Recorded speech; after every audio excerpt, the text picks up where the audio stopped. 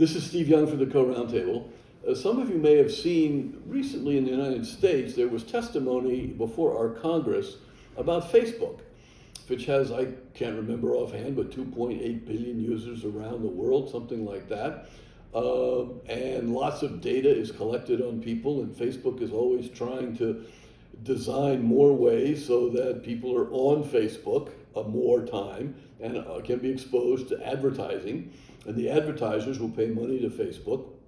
And however, there's been concern for a number of years, but the real focus recently, because of this testimony on one of the subsidiaries of Facebook, which is Instagram, on the impact, particularly on young girls, of what they see on Instagram. And there's also been research that social media, for instance, people sort of talked about this more quietly for what I'd say 10 years or so.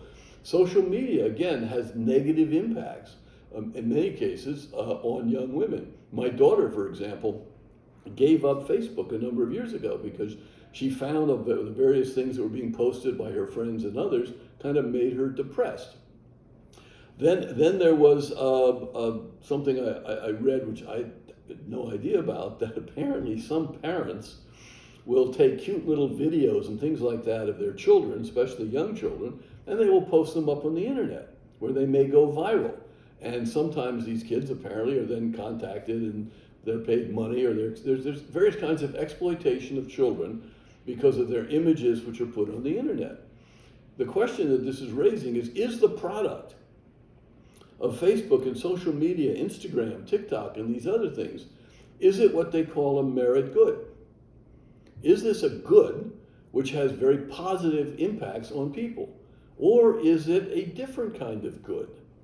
Is it more akin to goods or services which have deleterious effects, such as alcohol, such as guns, such as smoking?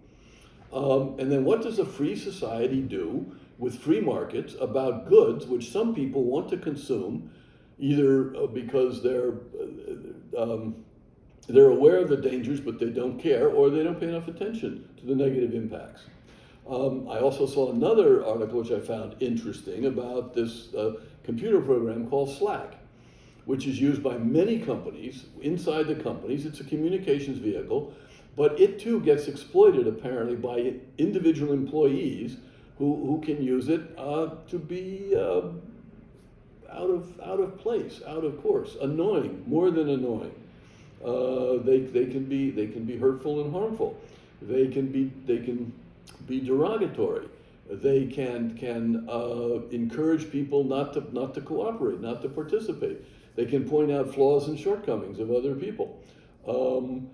And so the net effect of all these new things which we have invented to entertain ourselves may not be that positive.